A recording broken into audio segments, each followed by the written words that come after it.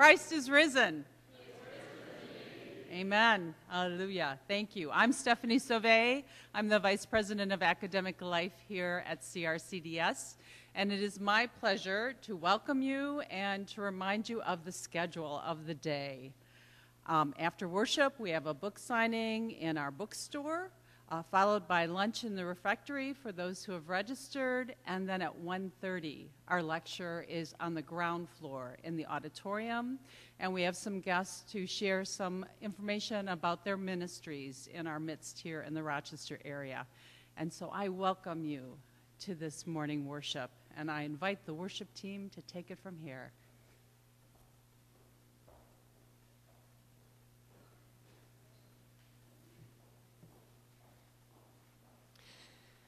Dr. Sweet once said, "I tell my young seminary students to approach older parishioners with this in mind.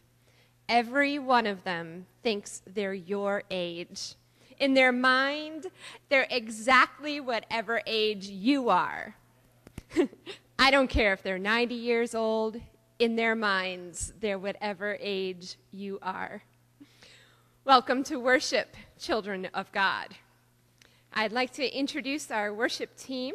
My name is Alika Schmidt, and I am a student here at Colgate Rochester Crozer Divinity. I'm also joined by my classmates Michael Laver, Patricia Wheelhouse, and Cheryl Frank. Will you please stand and join me in the call to worship?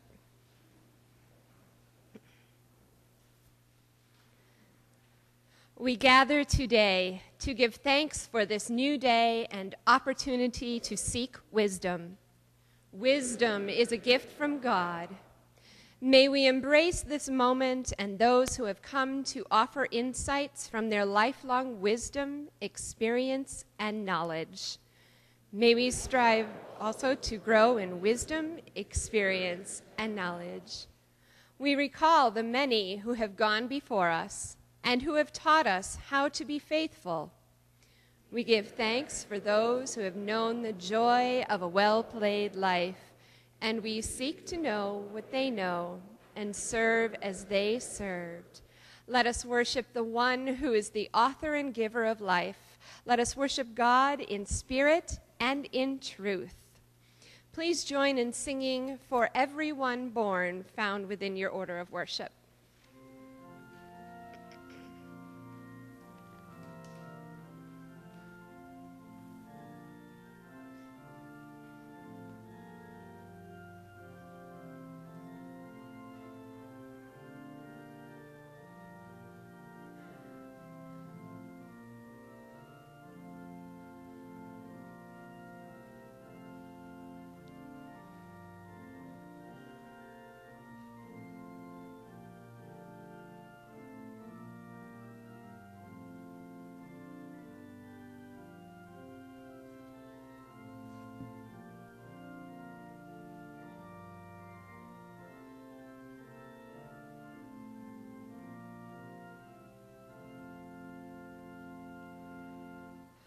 For everyone born, a place at the table.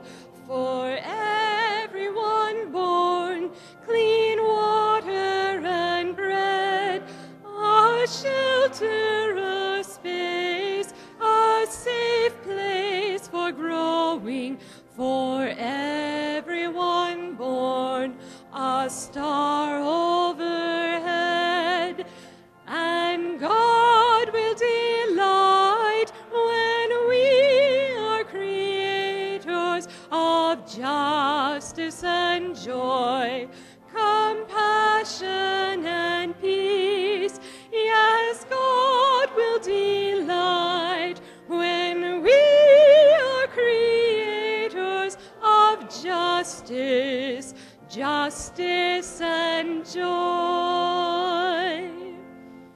For woman and man, a place at the table, revising the roles, deciding the share, with wisdom and grace, dividing the power for woman and man, a system that's fair.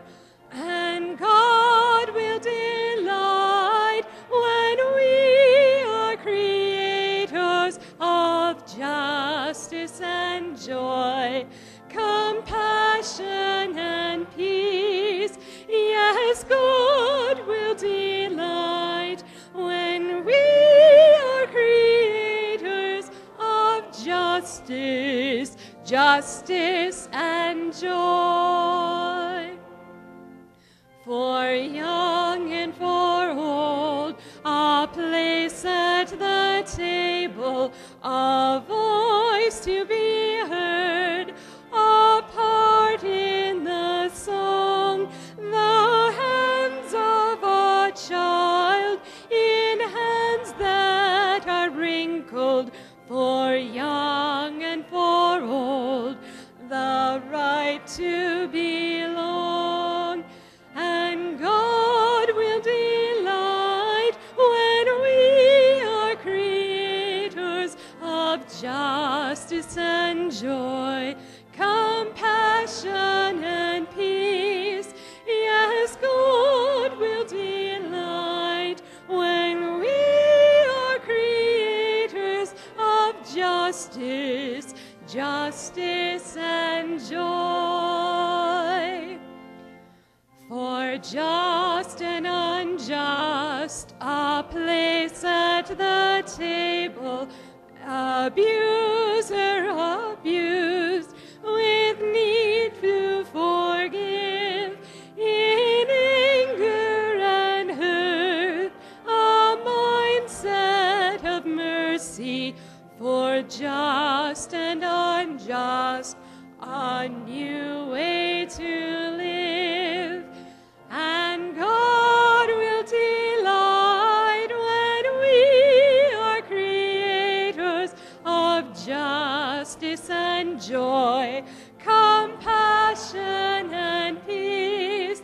Yes, God will delight when we are creators of justice, justice and joy.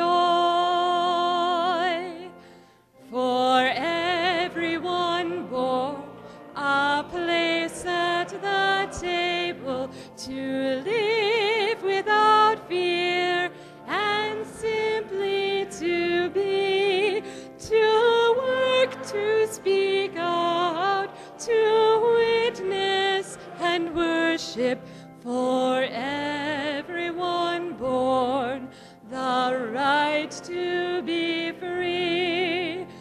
And God will delight.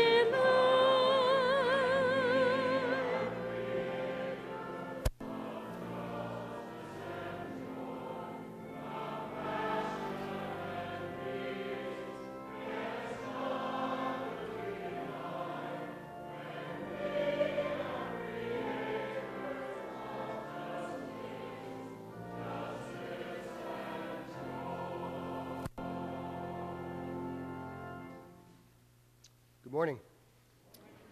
Please join me in the prayer of confession. We confess that we have not honored all of our sisters and brothers as you, O God, have commanded. We are quick to decide who is right, who is wrong, who is in, and who is out. We are so caught up in our own words, deeds, and drama that we do not remember that others are challenged as well by the press of life's demands and circumstances. We so eager to disregard and disrespect others. If someone is no longer of service or help to us, we also have little time for them. If someone is too old or too weak or too demanding, then we cast them aside. We are found for our narrowness, our judgments, our self-absorption, and our fears that keep us from loving and honoring our sisters and brothers.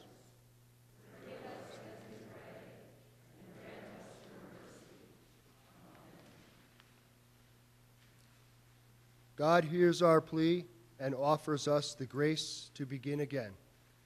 I believe. Help now my unbelief.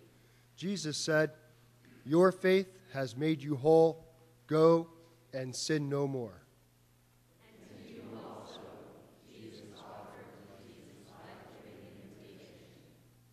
Let us live as those redeemed and set free to love and serve God and the beloved of God. Hallelujah. Amen.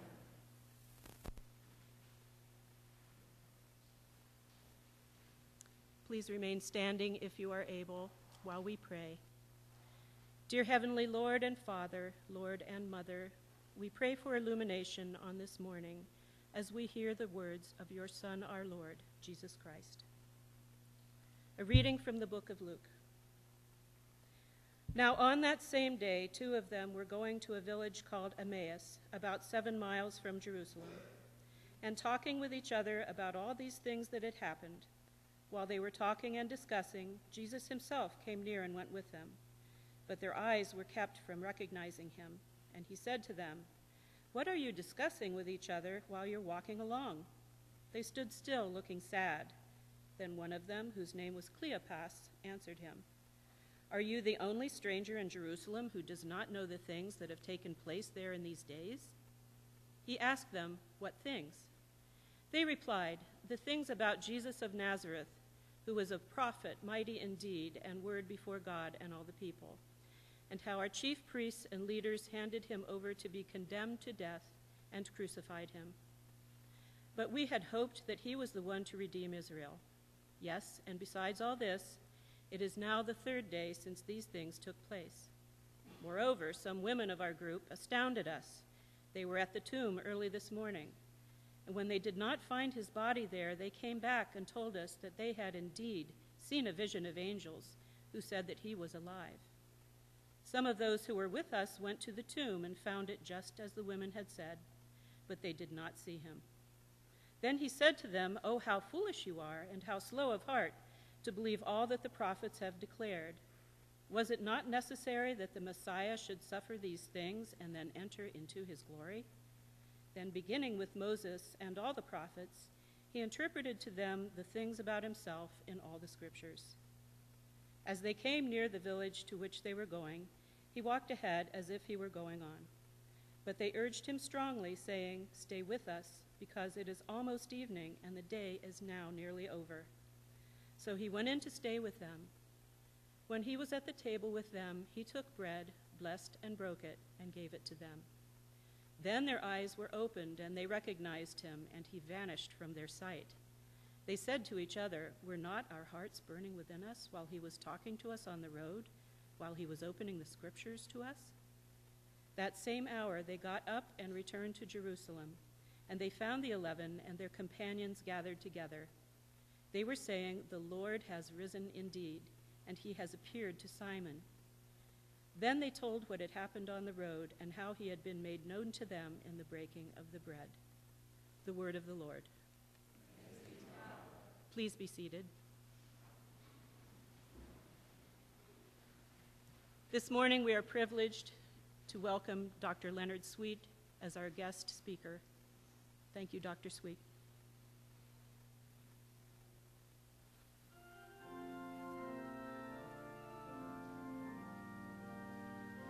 Stay down. You can stay down.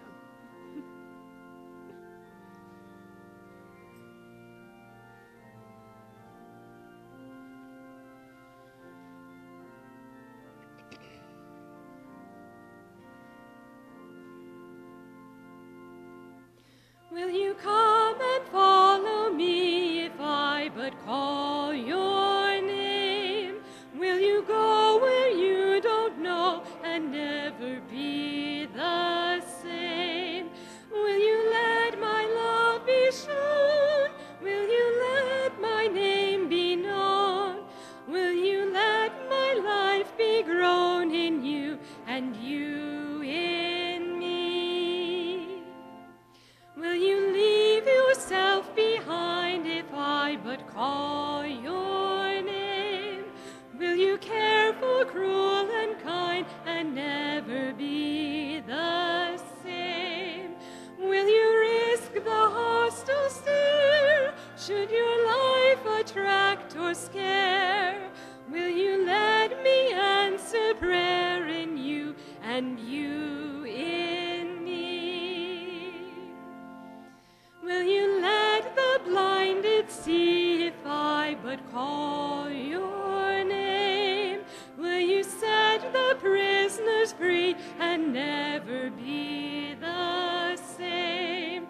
Will you kiss the leper clean and to such as this unseen, and admit to what I mean in you and you in me? Will you love the you hide if I but call your name? Will you quell the fear inside and never be the same? Will you use the faith you found to reshape the world around? Though my sight and touch and sound in you and you in me. Lord, your summons echoes true when you but call my name. Let me turn and follow you and never be the same. In your company I'll go, where your love and footsteps show. Thus I'll move and live and grow in you and you in me.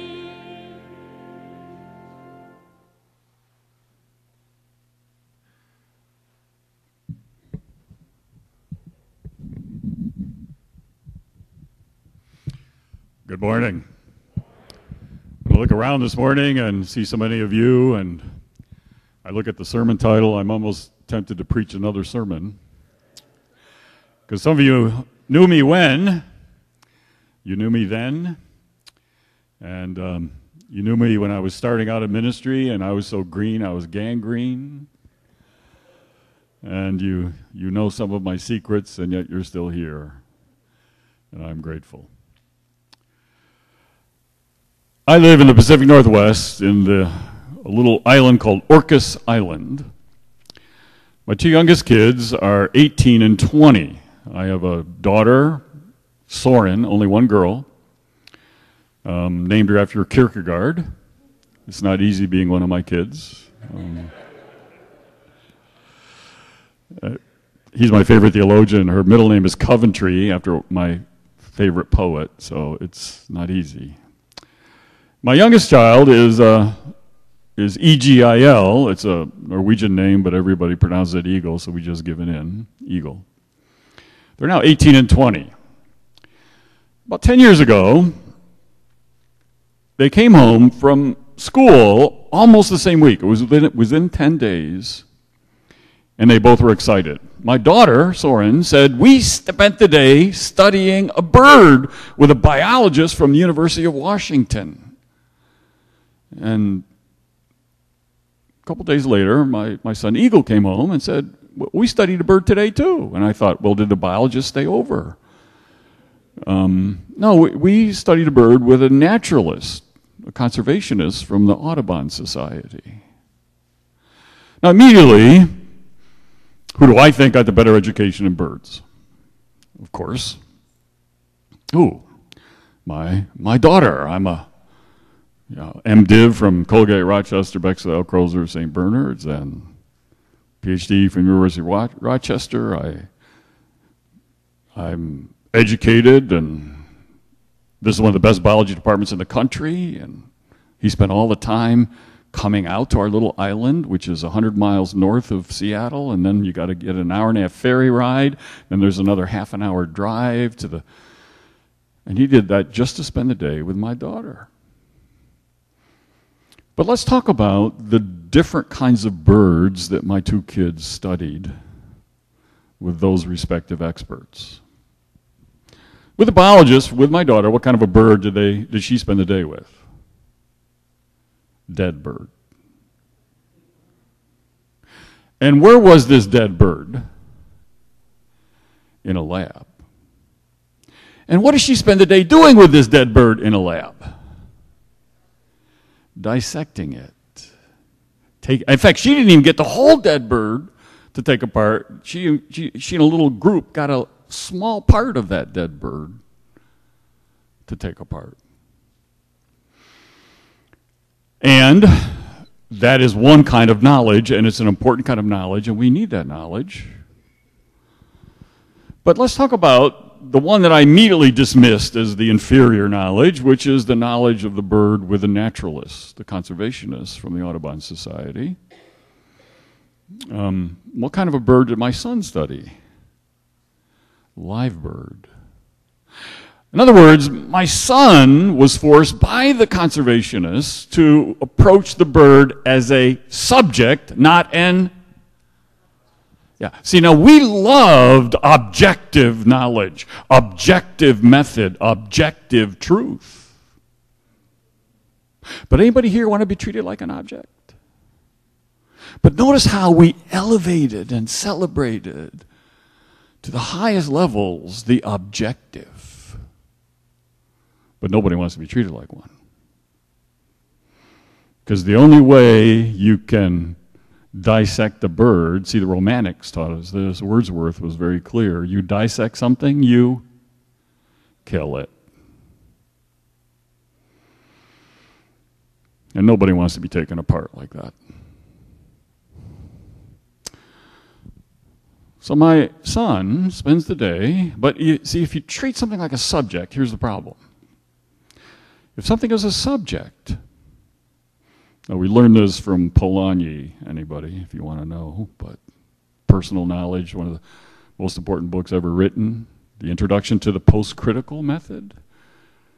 I have a shrine in my house with a signed copy of Personal Knowledge. You treat something like a subject, then here's the problem. First of all, if something is a subject, it dictates the terms by which you approach it. You have to, if you treat something like a subject, you have to submit yourself to its authority.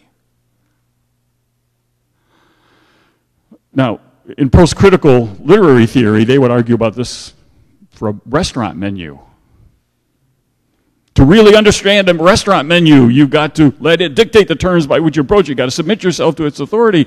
As I put it, there is no understanding without standing under. I repeat, there is no, what did I say? Understanding without.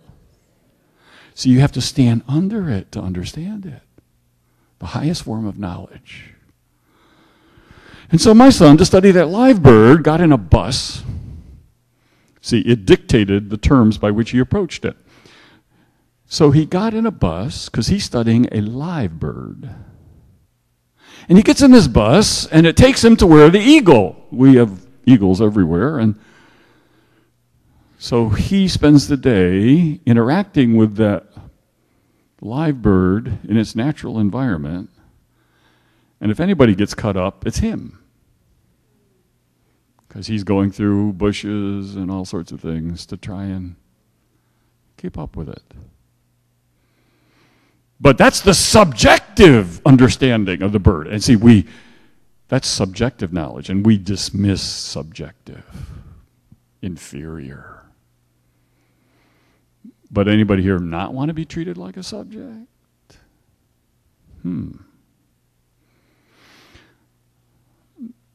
Bird in the pan,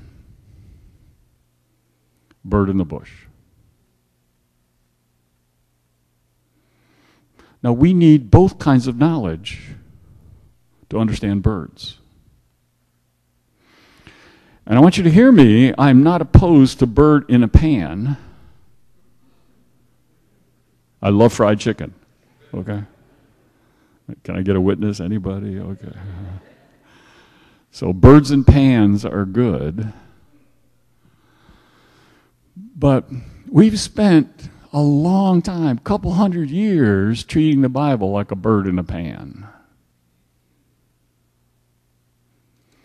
And maybe it's time we read the Bible treated it like a live bird. Maybe it's time we read the Bible less out of this objective distancing ourselves, where we spend our time taking it apart and cutting it up and slicing and dicing it and putting it in these nice little silos. Maybe it's time we did a little, instead of the critical, maybe the post-critical. Maybe it's time we treated it like a subject, not an object, like a live, whole bird. And let me tell you, for this culture, there is no burning bush without a bird in the bush. This culture needs a live bird. So what I want to do this morning is to do a live bird reading of a very familiar text. And this text is the one that you have. You all know it very well. It's the Emmaus Road story. It's one of, now let's put it in the context of the live bird. Where does it fit in organically, systemically? I'm into systemic theology, not systematic theology right now. Systems theology. It fits in as part of these 6 post-resurrection appearances of Jesus. There are 6 of them. 2 of them are road stories, interestingly enough. One is the more familiar one, which is the Damascus Road story. And the other is this one, the Emmaus Road story, the first one.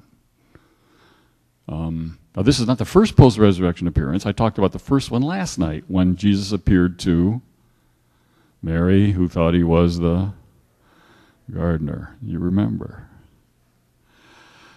But this is the second one. It comes right shortly after that. Now, in all of these 6 post-resurrection appearances, there are certain commonalities.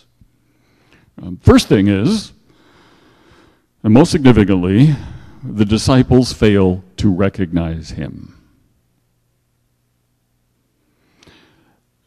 The disciples do not immediately say, "There's Jesus." They have trouble recognizing him.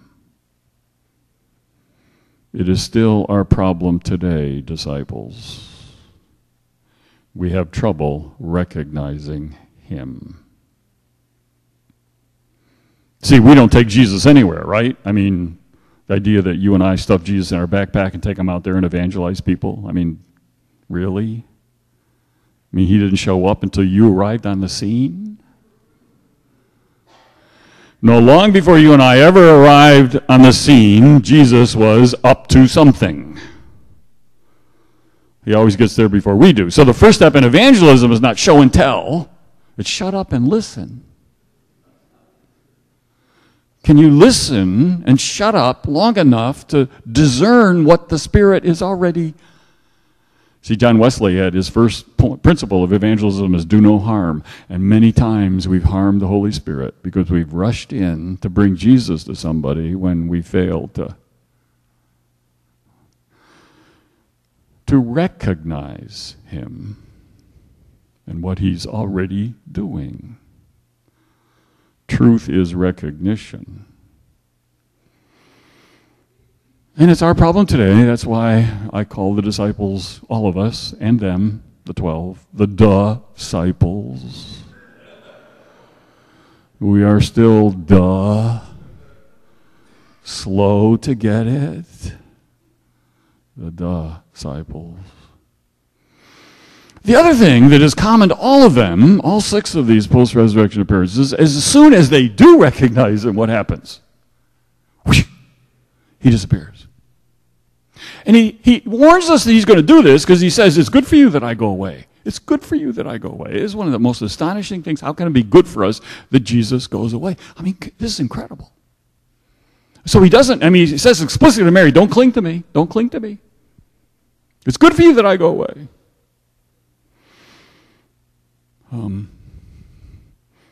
So let's read this story. Remember, we're not going to try and take it apart. We're going to kind of connect the dots. We're going to try and read it holistically, organically, submit ourselves to it. In other words, we're going to try and do what James Ashbrook would have called a right-brained reading, not a left-brained reading. We've read the Bible left-brained. We're really good at left-brained, but it's become a tyranny.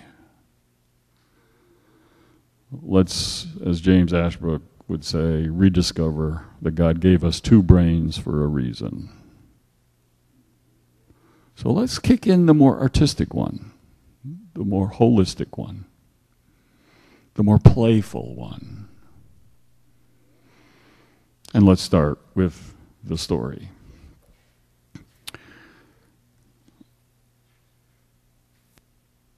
And behold, two of them went that same day to a village called Emmaus, which was from Jerusalem about 80 furlongs. So let me just stop right there.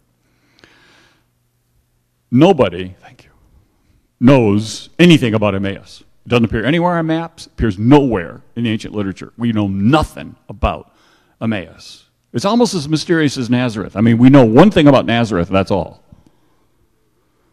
That the people there and the place was known as nasty place.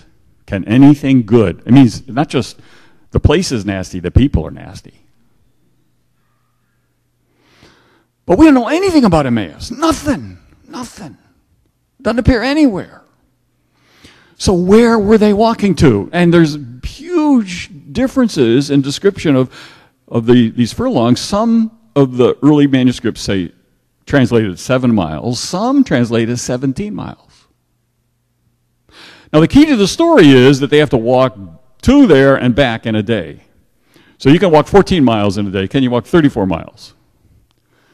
It's a little more difficult. But it's possible. In the ancient world, they were good walkers. They walked quick. But the interesting thing is, one scholar actually did the walk. Now notice I'm doing a little left brain stuff now, because God didn't put us to an age of reason for no reason. Okay, so we got to do a little bird in the pan. So one scholar, he actually said, okay, what if it were a place called Amwas, which is exactly 17 miles from Jerusalem. And he walked it, and the thing that he was amazed to find as a result of his research is that walk almost told the whole story of Israel on that one walk. Which is an interesting little tidbit that may want to come to later. So let's just suspend that for a minute. So here we have this, we don't know where Emmaus was. There's a lot of ambiguity about how far it was. But we have these two disciples that are walking from Jerusalem on Resurrection Day. And here we go. And they talked together of all these things which had happened.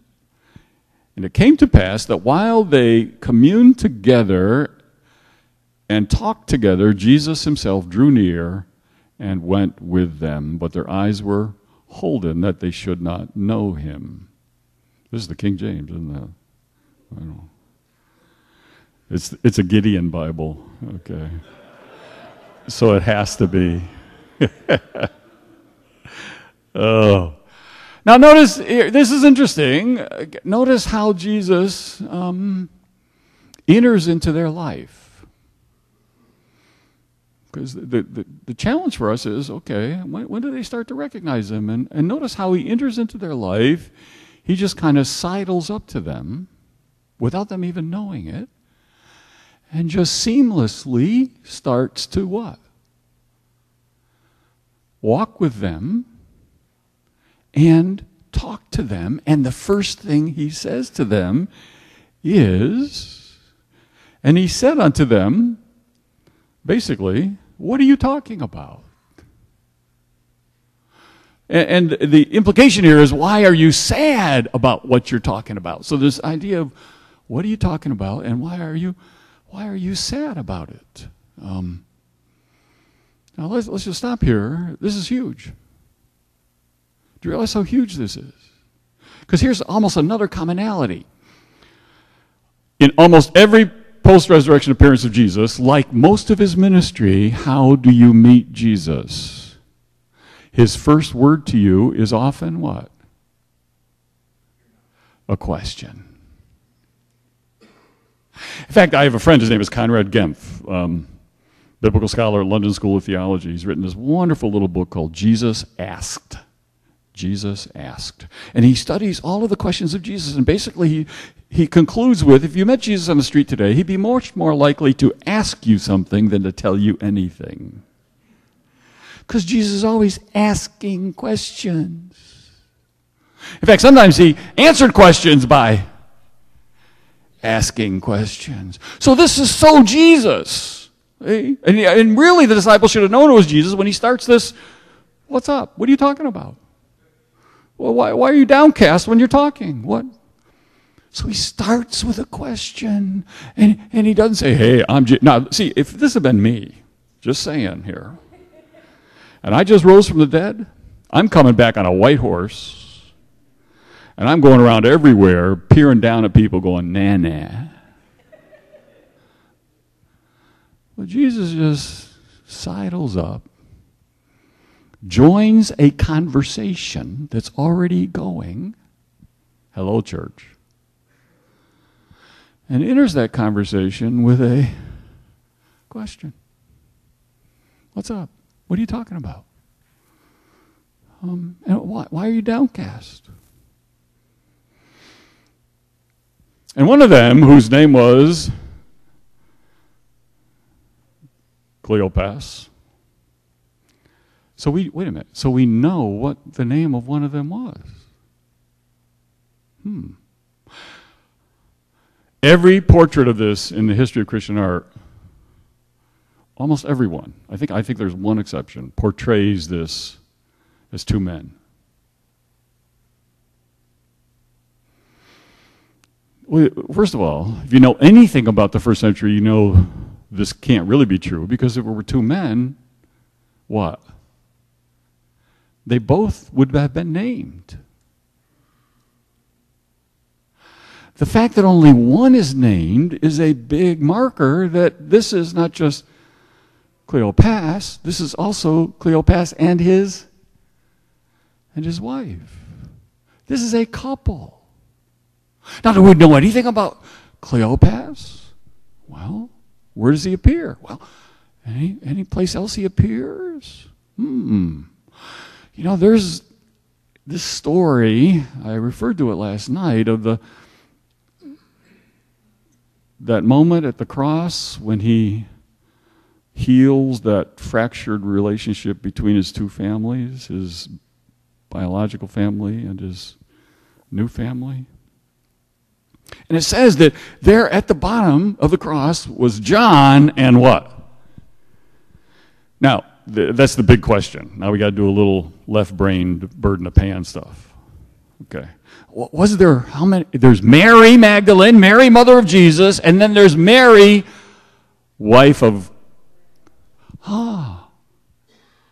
there he is. But then it says, sister of Mary. Now, that's the big debate. The Catholics think that the sister of Mary is a fourth person. So you got four women, three have named Mary, and one, Salome, mother of James and John's there. So that may be one of the reasons why he was there, they would argue, because he didn't want his mother to go by the cross by himself. Or it could be, as N.T. Wright argues, and I tend to agree with him, just for safety reasons, you know, that sister of Mary meant that this Mary, wife of Cleopas, was actually Joseph's brother's wife or Joseph's sister. And that's why they didn't call them sister-in-laws, they just called them sisters. So if that were the case, that would mean that this is Jesus' aunt and uncle. Uncle Cleopas and Aunt Mary. So this would have been a post-resurrection appearance story of how even his own family that should have recognized him didn't recognize him. Well, that puts a little interesting twist on it. So let's keep reading. One of them, whose name was Cleopas, answered him, "Are you the only person in Jerusalem who don't know what's happened here over these past days?" And Jesus answered him and said, "What things?"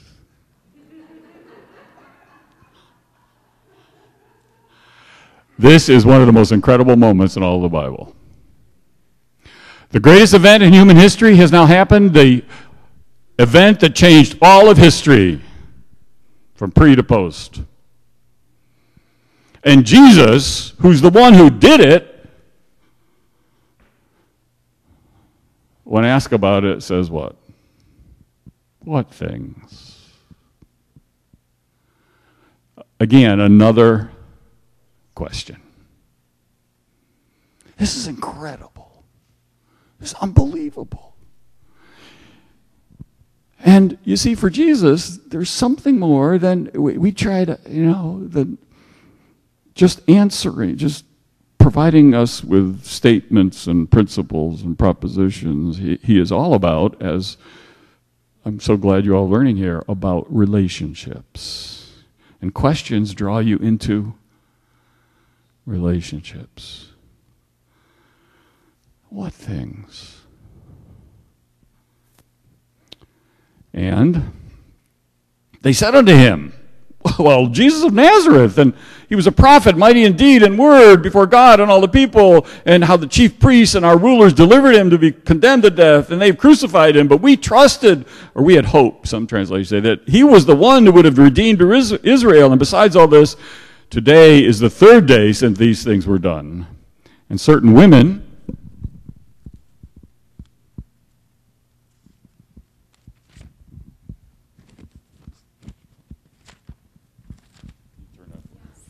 this is the problem with onion skin. You can't, there you go. Thank you. Certain women in our company made us astonished, which were early at the, I'm going to get out my iPhone really quick here, and when they found out his body, they found not his body, they came saying that he had also seen a vision of angels which said that he was alive. And certain of them which were there with us went to the sepulchre and found it even as the women had said, but him they saw not. And then Jesus said to them, "O fools, slow of heart to believe all that the prophets have spoken." Now, the fools is a bad translation. It means, it really means disciples. Ought not Christ to have suffered these things and entered into his glory? And here it is. And beginning with Moses and all the prophets, he expounded unto them all the scriptures, the things concerning himself. In other words, he told the what?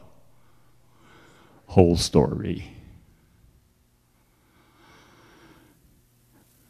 The highest honor you can give anybody is to tell their story in front of them to their satisfaction. We in the church are so bad at introductions. We don't know how to introduce each other because we don't know each other's story. But a true introduction is to tell that person's story in front of them to their satisfaction. And here Jesus is telling God's story. See, can you tell God's story in front of God? To God's satisfaction. And here he's telling the whole story. Now, if it were that Amwas, where he would have been saying, "See that mountain over there, and see that valley over there." So there would have been a topographical and geographical context to the story. But as he's telling the story, they still don't recognize him. They still don't recognize him. They still don't have that then moment. That's still not there. Greatness is in front of them, and they are missing it. But it says that by this time they had gotten to,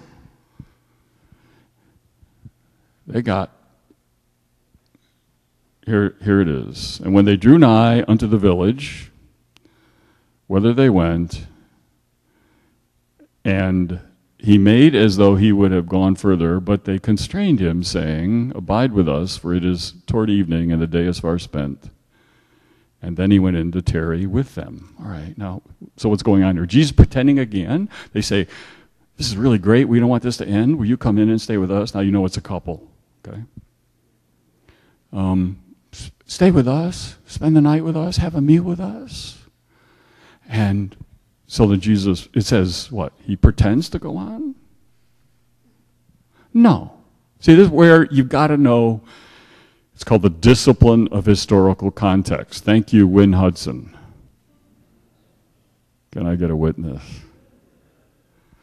When you read the Bible, you have to discipline yourself to put it in what?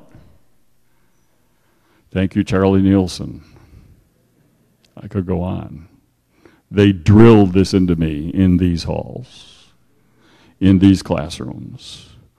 The discipline of historical context. See, in the first century, hospitality was everything. And you always extended hospitality to a stranger, whether you had any food or room.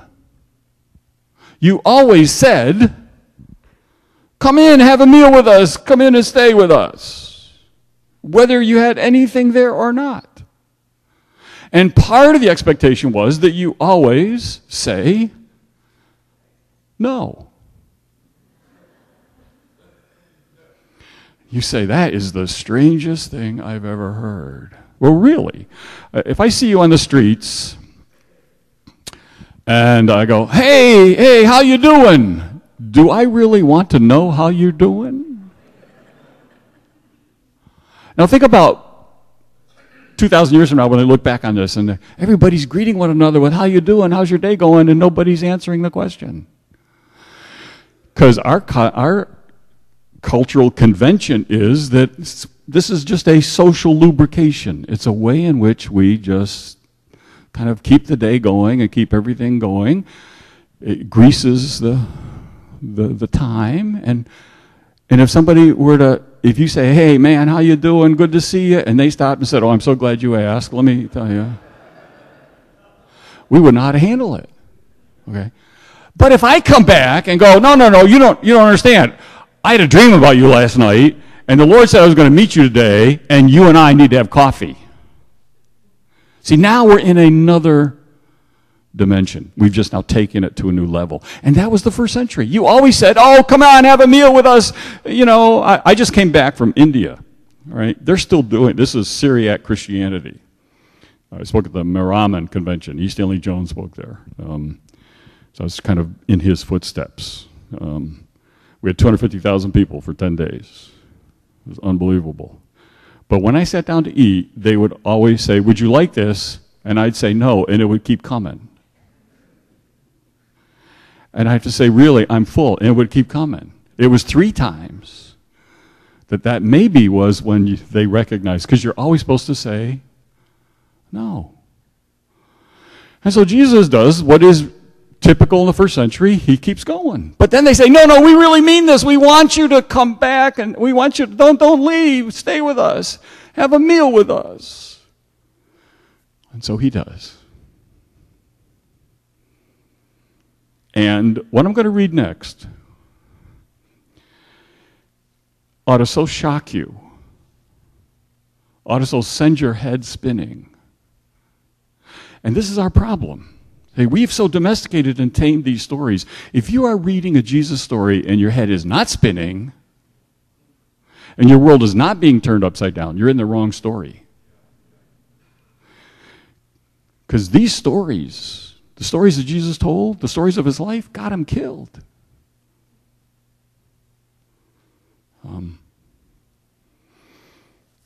But they constrained him, saying, "Oh, abide with us. It is toward evening, and the day is far spent."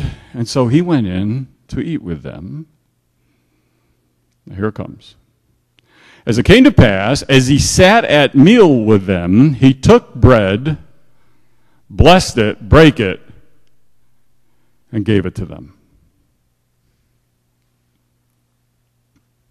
Wait a minute. Can't be. Can't be possible. Is your head spinning? It's impossible for that to happen. Jesus comes in, sits at table with them, he takes bread, blesses it, breaks it, and gives it to them. And can't be. No way. And if you know the culture, you know this is impossible. Whose table is it? Cleopatra's table. This is a patriarchal culture. It's your table. Who presides at the table? You got a guest? You don't put a guest at the head of the table. And who is hosting this table? The guest? The stranger? Is the one that's dispensing the... No, can't be. Impossible. So how did it happen? We don't know. We have no idea. But we ought to be reeling right now because one of two things had to happen. Either Cleopas, or however you pronounce his name, either he had some sense that he ought to turn over his table to Jesus, who he didn't know was Jesus. Just some intuition. If I'm at a table with this guy, he'd be the host. I think more likely, Jesus said to him, "Do you mind, may I bless the meal and break the bread?" And Cleopas at that point said yes. But this is stunning. By the way, if you're at a meal with Jesus, who be the host? Who be the guest? At every meal, if Jesus is present, who be the host? Who be the guest? Is Jesus the host of your tables? Or are you still hosting your table and making him your guest? They still don't recognize him. So, but then it says, as he sat at meat with them, he took bread, blessed it, brake it, gave it to them. Then their eyes were opened, and they recognized him, and he vanished. When then? Why then? Now, this is the challenge for us. If we're going to communicate with this culture, we have to turn everything that we're reading into a motion picture in our mind. It's got to become cinematic. You got to see this. You can't just deal with the words. It's got to become semiotic. It's got to become signs. It's got to become cinematic.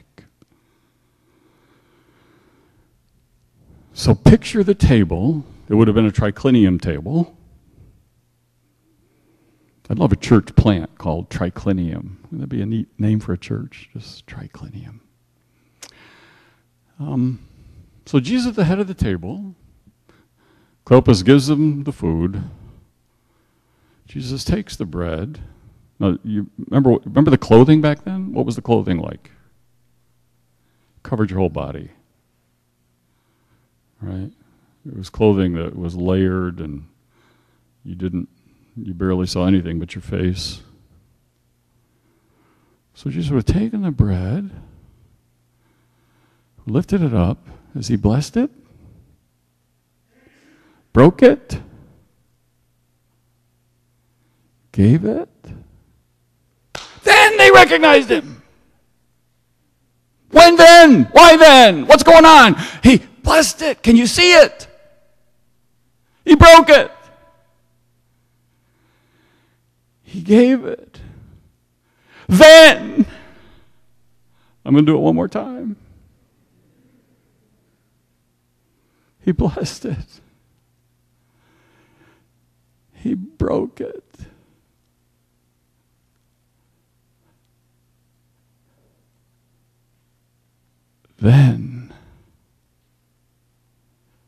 Then they saw the wounds. And when they saw the wounds, they recognized him. Well, sisters and brothers, you want to recognize Jesus? You look for the wounds. Go to the wounds. Find wounded people. Find the wounds of this wounded world. You want to join Jesus in what he's doing? You look for the... See, he did not take the scars with him into eternity. See, scars are healed wounds. As long as there is one person not at that table that's supposed to be at that table, Jesus sits at the right hand of the Father with the wounds, interceding for us. Read Revelation. He took the wounds with him. And you want to find Jesus?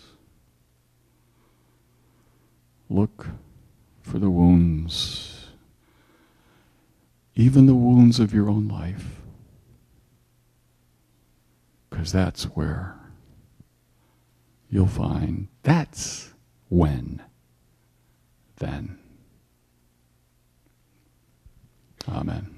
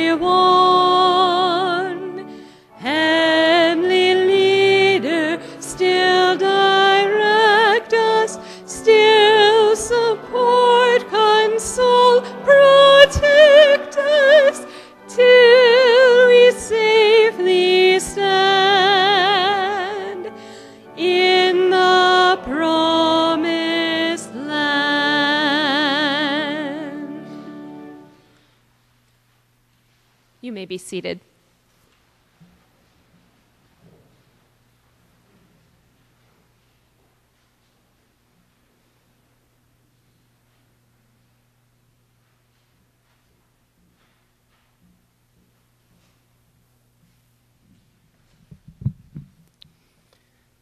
We pause now to remember our alumnae and alumni, students and friends who have passed. From the Baptist Missionary Training School, artist Tiet Corey, Kathleen Hankinson Blankenship, Isabella Garris.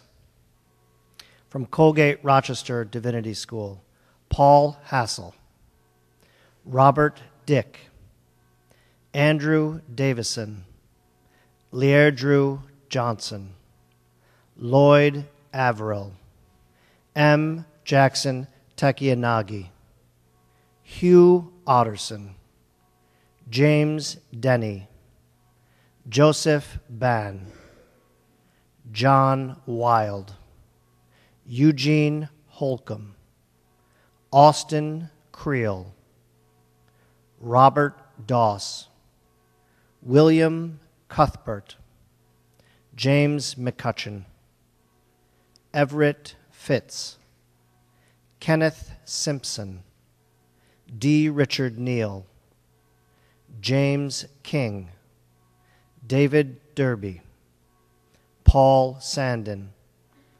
Richard Baker, James Garman Sr., Charles Van Gore, Jr., Anne Dooley, Laura Elliott Engel, James Hammond, Annie Johnson, Cheryl Rumpf, Roger Smith.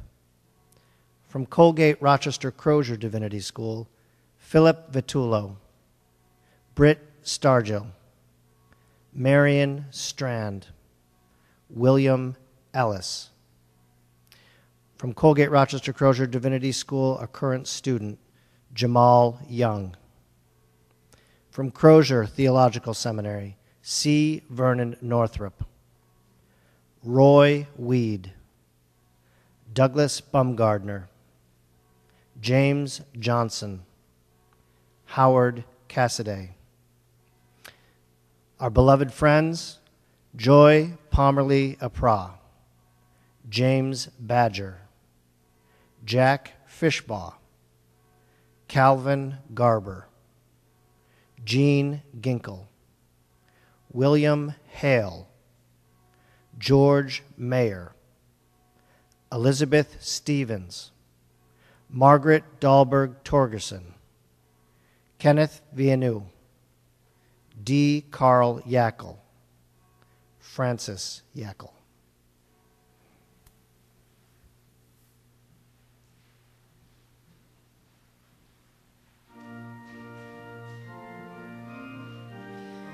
Please stand and join in our closing hymn.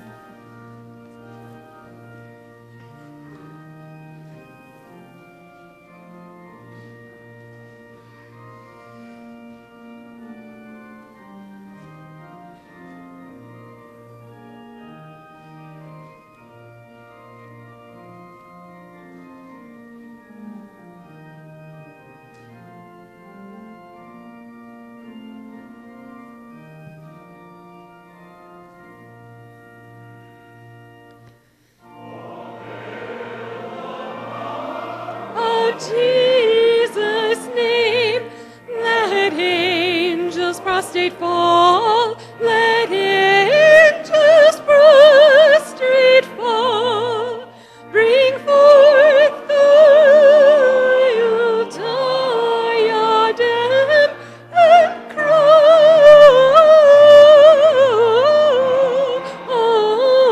him, crown him, crown him, crown him and crown him Lord of all. Ye chosen seed of Israel's race, ye ransom from the fall, ye ransom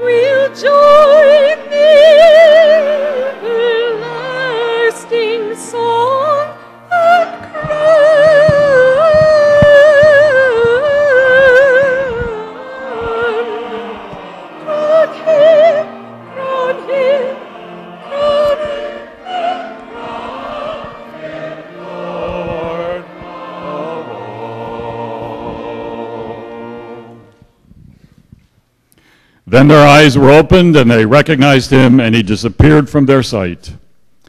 They asked each other, were not our hearts burning within us when he talked with us on the road and opened the scriptures to us? Truth is recognition, but often truth is recognition as we think again and as we remember. And Professor Tyson, did not our hearts burn within us? These are the First Methodists. First Methodist heartburn. A heart strangely warmed. But here's how the story ends. They got up and returned at once to Jerusalem. And there they found the 11 and those with them assembled together and saying, "It is true, the Lord has risen."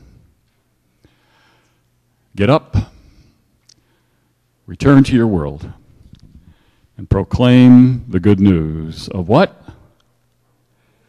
The Lord is risen. He is alive. Amen.